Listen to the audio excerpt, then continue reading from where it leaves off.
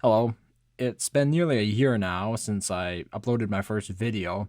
It was back on April 16th, 2015 to this very channel, and it was an impression style video overview for a game called Unepic. Now suffice to say, it only got a total of 27 lifetime views as of this moment, but I didn't start this channel with the assumption that it would become anything of note, and it's still only relevant within the Stronghold Kingdoms community.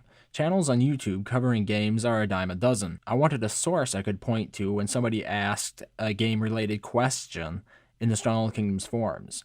I also wanted an outlet to practice my speaking and audio-video production skills. I've learned a lot in the past year in the aforementioned fields, but the more I learn, the more I realize I still have a long way to go. Every video I upload, I try to improve it over the last. It doesn't always work, and most improvements are so subtle the average viewer won't notice.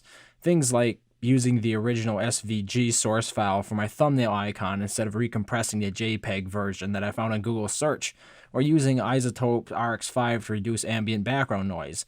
These things nobody notices, really, but it's part of a continuing process for me to release videos I'm proud of. And yes, I am still proud of the videos I released when I started because I did the best I could at the time.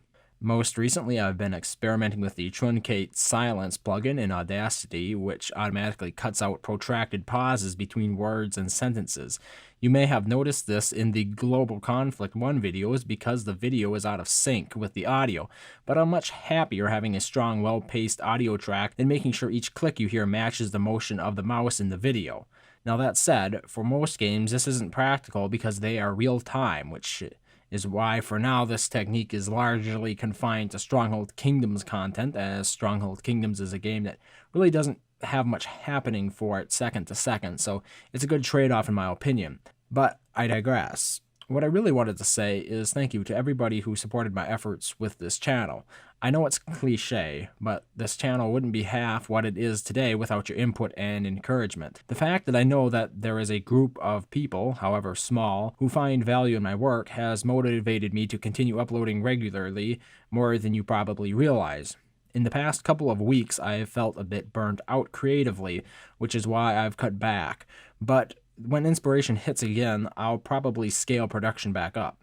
In the meantime, I just wanted to say thanks again and invite you to vote on which internet test or quiz, I guess you could call them either, I should complete and upload to celebrate my 1-year milestone. To maximize ease of voting, there will be a poll embedded in this video, which you can access at any time by clicking the information icon in the top right corner of the video player. First option, is the MBTI personality test. Now, I'm sure anybody who has had some higher education is familiar with it. Its purpose is generally to sort of assess your psychological strengths so you can better tailor your learning into fields you'll find rewarding.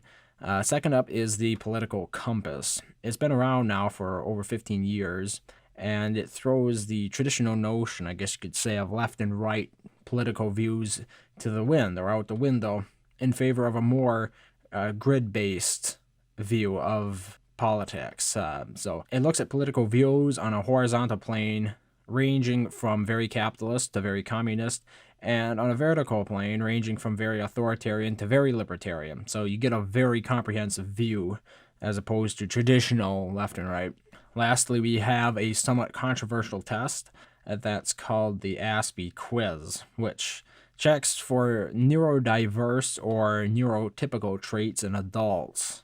This neurodiversity classification can be used to give a reliable indication of autism spectrum traits prior to eventual diagnosis. Now, this is just generally it's just something I found that interested me. Whichever test wins the vote, I'll take it in full and upload a video of me doing so. If you don't like either of the 3 options I pre-selected, feel free to suggest your own in the comment section below, and if it gets more votes than any of mine, I'll consider doing it instead.